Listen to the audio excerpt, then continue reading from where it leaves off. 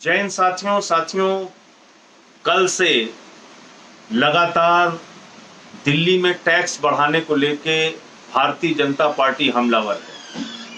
भाजपा के नेताओं के तमाम बयान आ रहे हैं और ऐसा लग रहा है कि जैसे वो इस मौके के इंतजार में थे कि बस कोई मौका मिले, बस तलवार लेके जुट जाओ। और ये भाजपा नेताओं का दिल्ली के प्रति हमेशा यही रवैया रहता है। देखकर बहुत अफसोस होता है, कष्ट होता है कि ऐसे महामारी के समय में भी, ऐसे संकट के समय में भी भारतीय जनता पार्टी के नेता ओछी राजनीति करने से बाज नहीं आते, घटिया राजनीति करने से बाज नहीं आते। अब क्या कह रहे हैं? दिल्ली में साहब टैक्स बढ़ गया, पेट्रोल डीजल के ऊपर टैक्स बढ़ गया। इसकी सच्चाई आप जानते हैं? 2014 में अंतरराष्ट्रीय बाजारों में कच्चे तेल का दाम था $109 प्रति बैरल।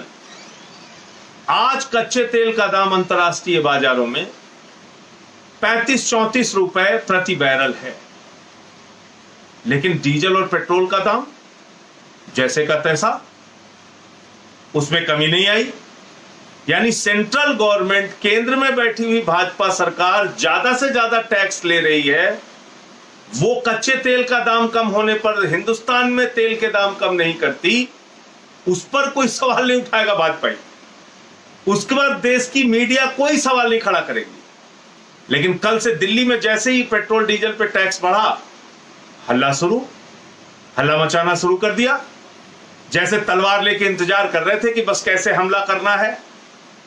अरे भाई, पहले ये तो बताइए आप कि जब कच्चे तेल का दाम अंतरराष्ट्रीय बाजार में बढ़ता है, आप हिंदुस्तान के बाजार में तुरंत पेट्रोल डीजल का दाम बढ़ा देते हैं।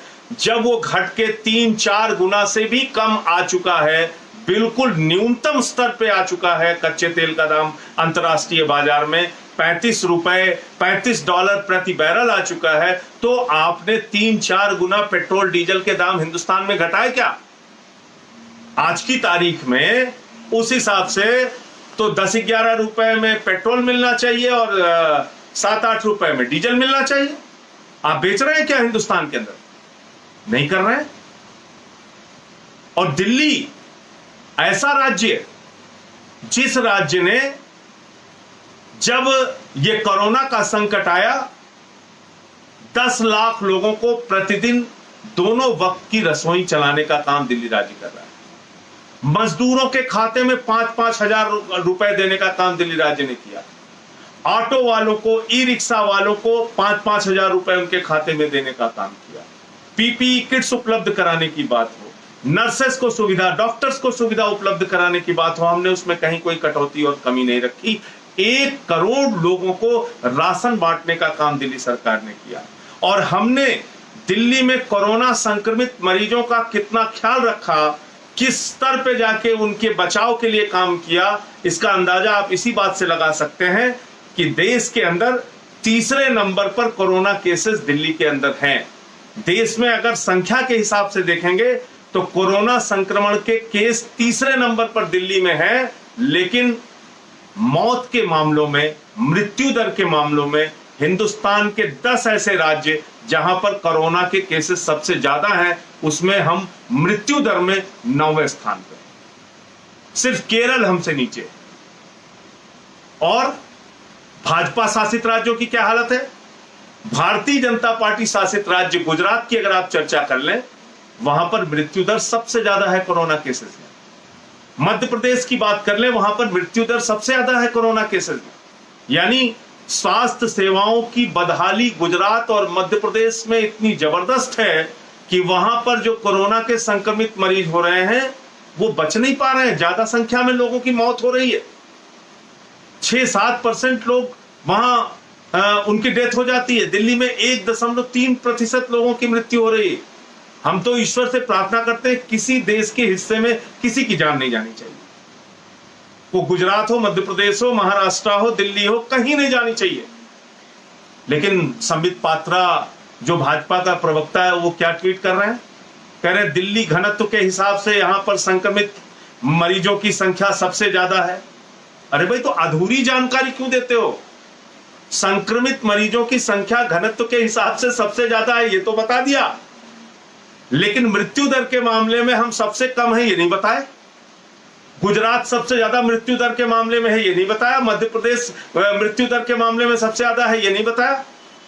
तो बस दिल्ली को एक टारगेट करना है, किसी भी तरीके से बदनाम करना है, किसी भी तरीके से पीछे पड़ जाना है। ये जो भाजपाइयों का रवैया है ये बहुत ही खतरनाक है और इनकी सोच पर हमें तरस भी आता है, अफसोस भी होता है कि किसी भी काम की प्रशंसा नहीं।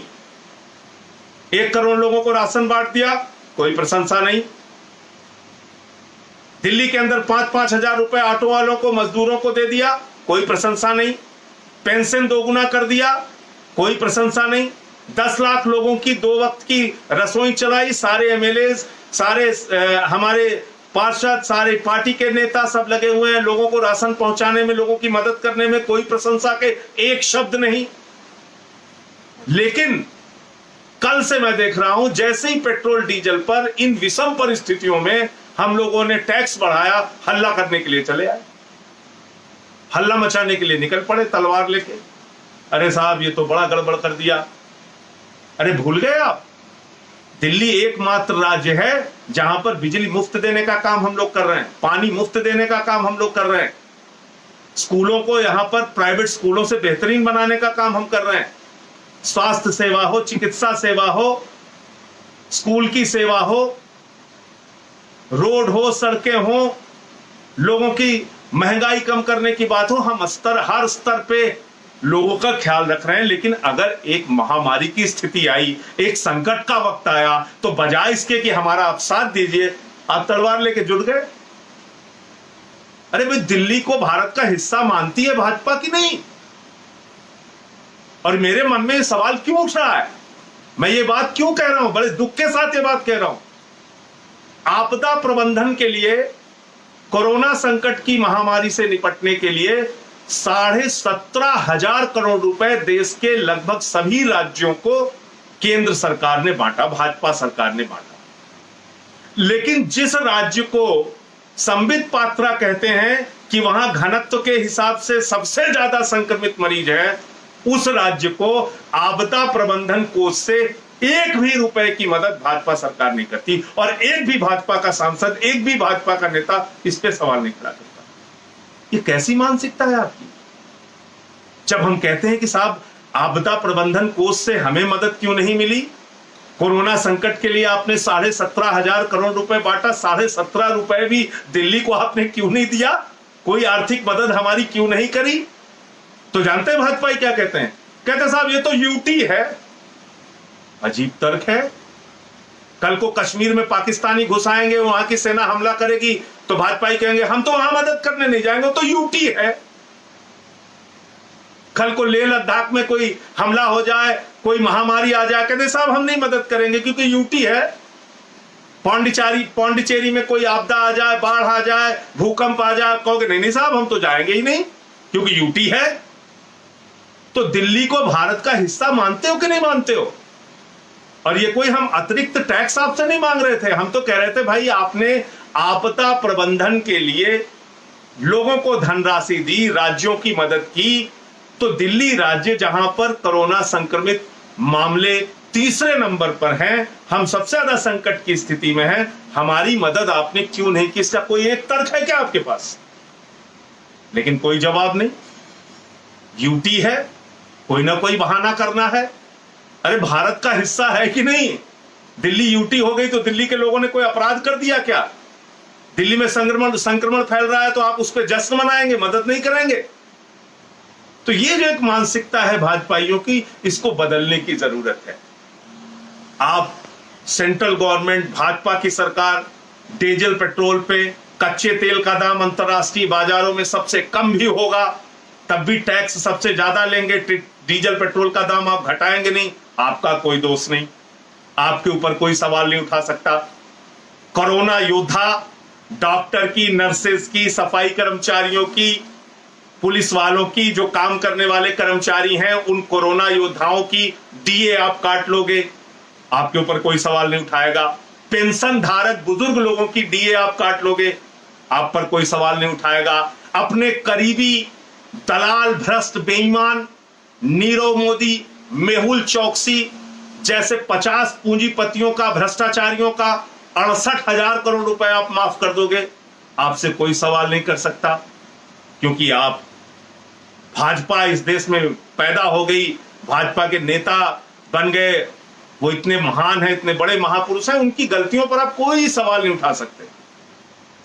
यानी कर्मचारियों का डीए काटा जाएगा, कोरोना योद्धाओं का डीए काटा जाएगा, लेकिन 68,000 करोड़ रुपए चंद बेईमान पूंजीपतियों का, भगोड़ों का, नीरव मोदी, मेहुल चौकसी जैसे लोगों का माफ कर देगी भाजपा सरकार। उस पर आप कोई सवाल नहीं खड़ा कर सकते।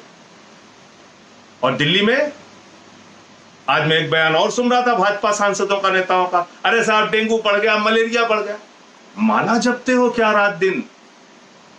भगवान से प्रार्थना करते हो क्या कि डेंगू बढ़ जाए, मलेरिया बढ़ जाए तो हम युद्ध करें, चले निकल पड़े तलवार लेके भाजपा पे? भाजपा के लोग सारे इकट्ठा होके हमला करना है केजरीवाल पे, हमला करना है आम आदमी पार्टी पे, बदनाम करना है दिल्ली की सरकार को। अब कल से मैं भाजपाइयों को सुन रहा हूं, क्या कर रहे हैं?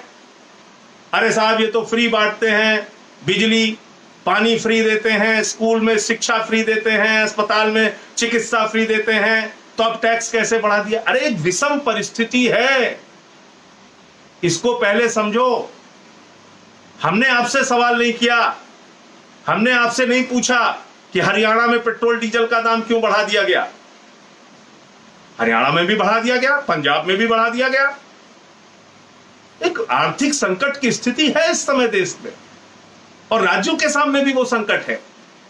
इसको समझने के बजाय, उस पर कुछ बात करने के बजाय, किसी अच्छे काम की सराहना करने के बजाय दिन रात खाली आलोचना, निंदा, आलोचना, निंदा।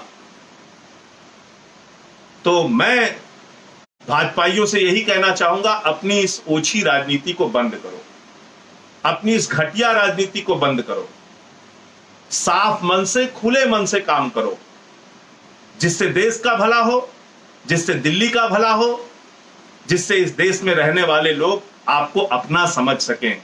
दिल्ली को बांटिए मत, यूटी कह के आप दिल्ली की कोई मदद नहीं करेंगे। ये आपका जो तर्क है और ये जो विचार है, ये ऐसा महसूस होता है कि दिल्ली में आम आदमी पार्टी को लोगों ने वोट कर दिया तो आप दिल्ली को भारत का हिस्सा ही मानने को तैयार नहीं। यानी संसद यहां पे रहेगी, सरकार यहां रहेगी, प्रधानमंत्री, सारे सांसद यहां, लेकिन हम दिल्ली को भारत का हिस्सा नहीं मानेंगे क्योंकि यूटी है, आपदा प्रबंधन से मदद नहीं करेंगे। तो ऐसी मानसिकता अपनी बदलो, ऐसे विचार अपने बदलो। इस कोरोना के संकट में प्रधानमंत्री जी भी अपील करते हैं, केंद्र सरकार भी अपील करती है कि मिलजुल कर काम करना है। हम लोग मिलजुल कर काम करने का दिन रात प्रयास आप लोगों के साथ कर रहे हैं, लेकिन आप तो ऐसे हमलावर हो जाते हो किसी एक विषय को लेके, जैसे मालूम पड़ता है कि सारा अपराध पूरे देश में अगर कोई कर रहा है तो आम आदमी पार्टी कर रही है, अरविंद केजरीवाल कर रहे हैं, दिल्ली की सरकार कर रही है। ये मानसिकता कहीं से भी ठीक नहीं है। इस विचार को, इस सोच को भाजपाइयों को बदलना होगा। जय हिंद, इंकलाब जिंदाबाद। मीम न्यूज वेब ताज़ा तरीन खबरों के लिए सब्सक्राइब करें हमारा चैनल।